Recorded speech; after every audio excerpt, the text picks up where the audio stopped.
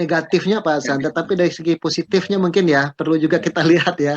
Kalau positifnya COVID ini telah menumbuhkan semangat kreativitas juga, inovasi dari teman-teman kita semuanya dari Badilak untuk tetap berkarya meskipun ada COVID gitu. Jadi seolah-olah kita tidak terpengaruh oleh adanya COVID karena pada saat awal-awal COVID itu merebaknya dan agak besar itu di bulan-bulan Maret.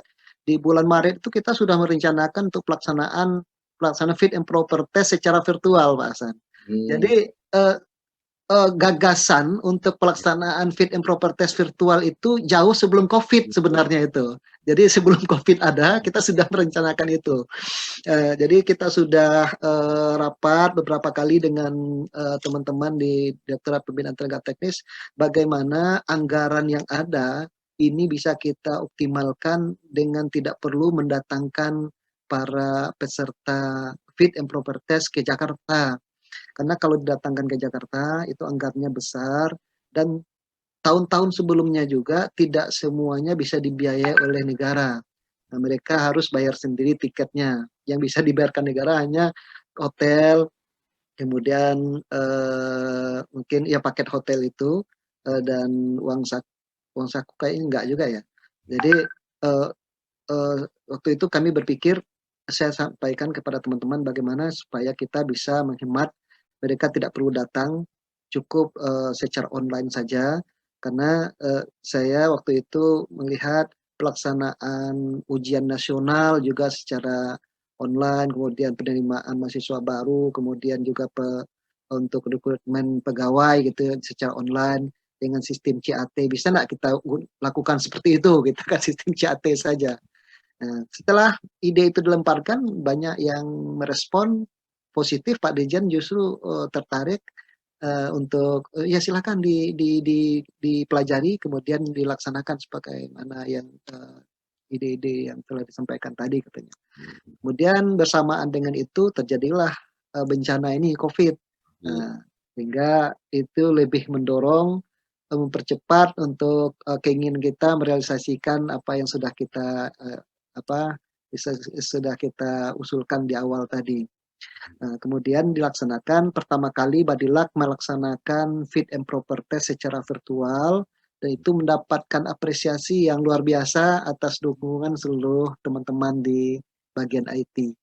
Ini tentu saja tanpa dukungan teman-teman itu yang membantu para peserta di setiap PA-PA yang ada peserta fitnya, kemudian komunikasi secara terus-menerus dengan Badilak, dengan pengadilan tinggi agamanya, ini tentu saja tidak akan bisa terlaksana dengan baik. Alhamdulillah teman-teman di Badilak sampai saat ini terhitung hakim itu 377 orang yang telah mengikuti fit and proper test secara virtual. Kemudian tadi siang kita sudah berhasil melaksanakan fit and proper test untuk calon pengadilan tingkat banding sebanyak panitra pengadilan tingkat banding sebanyak 43 orang dan sudah diumumkan hasilnya tadi sore, alhamdulillah. Itu merupakan prestasi yang cukup membanggakan kita dan berjalan secara lancar sesuai dengan harapan.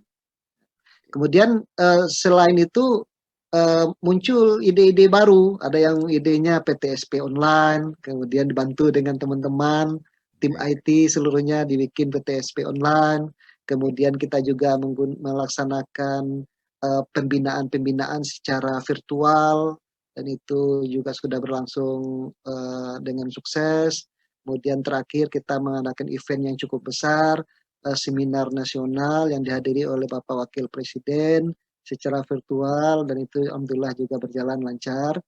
Kemarin kita melaksanakan dan besok insya Allah kita juga akan melaksanakan seminar internasional secara virtual.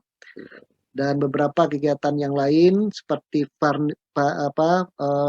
pelaksanaan wisuda Purna Bakti untuk beberapa KPTA itu sudah berhasil juga kita laksanakan, bahkan itu mendapatkan apresiasi dari Bapak Ketua Mahkamah Agung. Di saat pandemi COVID kita masih bisa menyelenggarakan kegiatan-kegiatan yang dialihkan dalam bentuk virtual. Demikian Pak San. Oke.